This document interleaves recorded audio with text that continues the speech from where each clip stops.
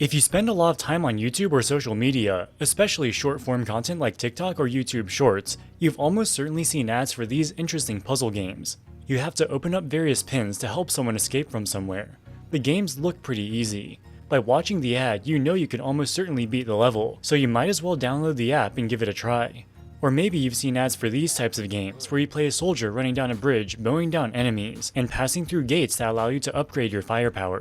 But if you actually download the game, you'll find a playing experience completely different from what you expected. It doesn't even feel like the same game. Deceptive advertising isn't new to the video game industry by any means. For example, in 2006, Electronic Arts released a trailer for Call of Duty 3, which had amazing graphics. They'd be pretty good even by today's standards. When the game was released, the graphics were way worse than the trailer would lead you to believe. The trailer was not actual gameplay, but just a cutscene specially made for the trailer. But the recent deceptive advertising we've seen from mobile games is completely different. It's not just showing better graphics or slightly embellishing the gameplay. It's a completely different game. In many cases, the fake gameplay they advertise would be cheaper to make than the actual game. So why not just make the game that they advertise? In this video, we'll delve into the deceptive and predatory world of mobile gaming, and why mobile game developers are using increasingly bizarre marketing campaigns. But first, a quick pause from today's video sponsor, Public. You might know Public.com as the all-in-one investing platform. Now, they've launched options trading, and with it, they're doing something no other brokerage has ever done before.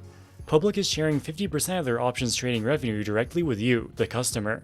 So whenever you trade options on Public, you get something back. And of course, there are no commission or per contract fees either.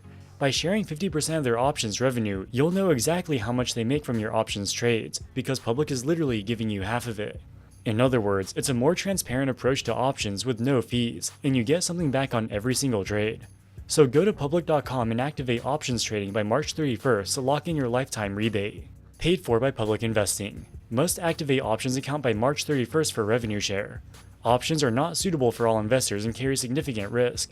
Full disclosures can be found at public.com/options. US members only. And now back to the video. To understand deceptive advertising in the mobile gaming space, we first have to understand how the industry works. Today, the vast majority of mobile games follow a freemium model. For example, every one of the top 10 games by downloads in 2023 were free to play. You can use real money to buy in-game currency, which you can use to enhance your gameplay experience. Oftentimes, you need to use the in-game currency to speed up various upgrades you make to your base. Thus, if you don't spend real money, you won't be able to play the game as much, because you have to wait so long. The majority, indeed the vast majority of people who play mobile games never spend any money. Most mobile gaming revenue comes from a tiny subset of high rollers, who are colloquially referred to as whales. According to a study conducted by the marketing agency Swerve, 0.15% of players contribute 50% of all in-game revenue. Of the mobile gamers they surveyed, 98.5% of them said they did not spend any money in the previous month, so 100% of the revenue comes from just 1.5% of players.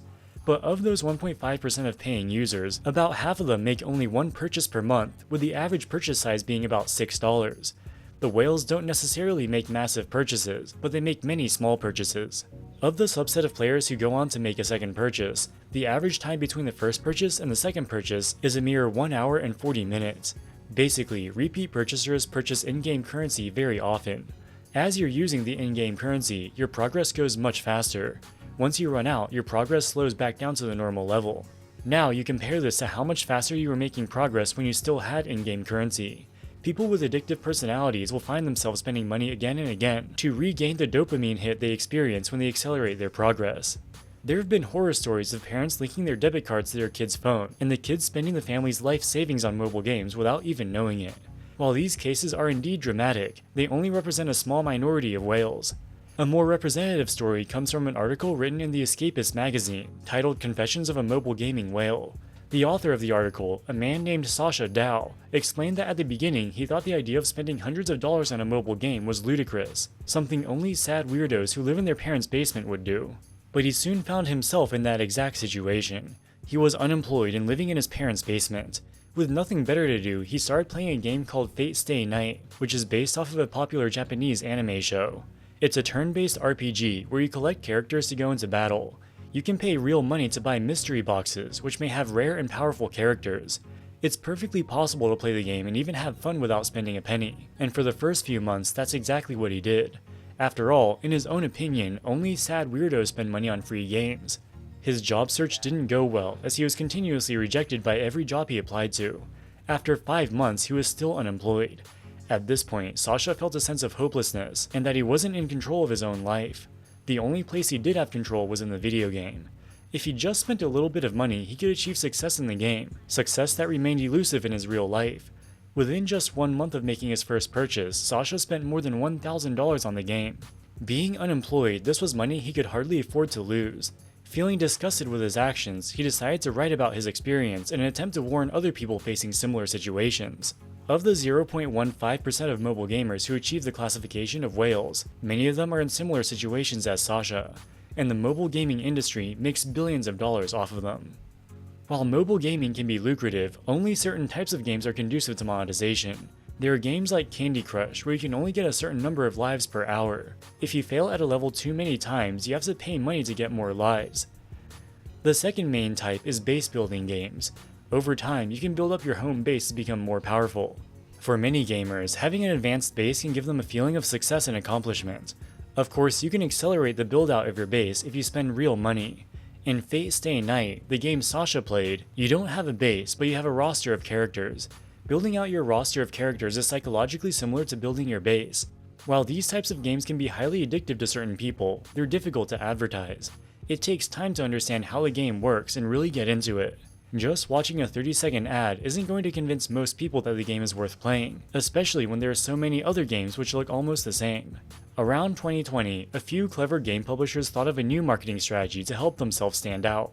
The most prominent one was the maker of a game called Homescapes. They blanketed social media and YouTube with ads showing a guy trapped somewhere and you have to pull out pins in a certain order to save him. It's one of those see how smart you are puzzle type of games.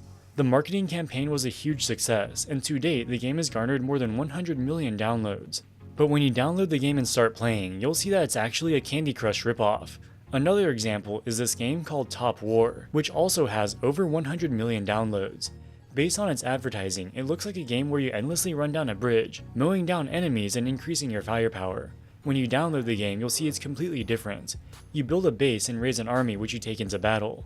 The battles look nothing like what's shown in the advertisements.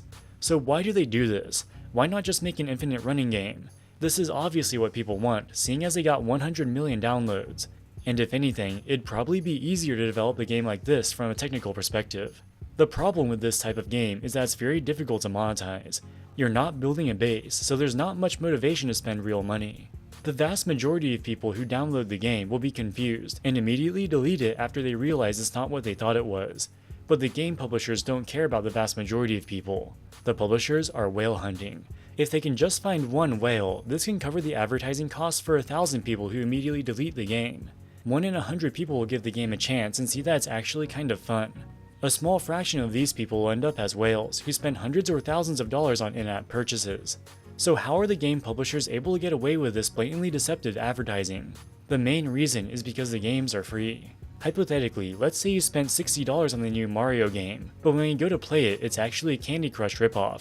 Chances are you'd be pretty mad. You might even file a complaint to the FTC, or at least leave bad reviews online. But if the game was free, you won't be nearly as mad. You'll most likely just delete it and move on with your day. With that being said, there have been some consequences.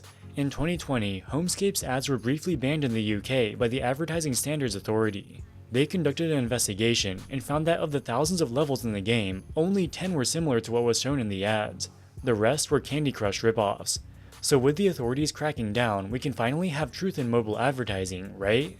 Wrong. Homescapes now gets around these regulations by alternating levels between the puzzle type games they advertise and Candy Crush ripoffs. People who just want to play the puzzle game are forced to also play through an equal number of Candy Crush levels, which is where Homescapes makes most of its revenue. Perhaps the most outrageous example I could find is a game called Epic Heroes: Save Animals. Based on its marketing, it looks like a game where you draw a shape around a cartoon dog head to protect it from a swarm of bees. The gameplay alternates between the dog drawing commercials and a turn-based RPG, similar to the Fate Stay Night game we looked at previously. They likely make almost all their money from the RPG, even though this part of the game is shown nowhere in their advertising. Alright guys, that wraps it up for this video. What do you think about mobile video game advertising? Let us know in the comments section below. As always, thank you so much for watching and we'll see you in the next one. Wall Street Millennial, signing out.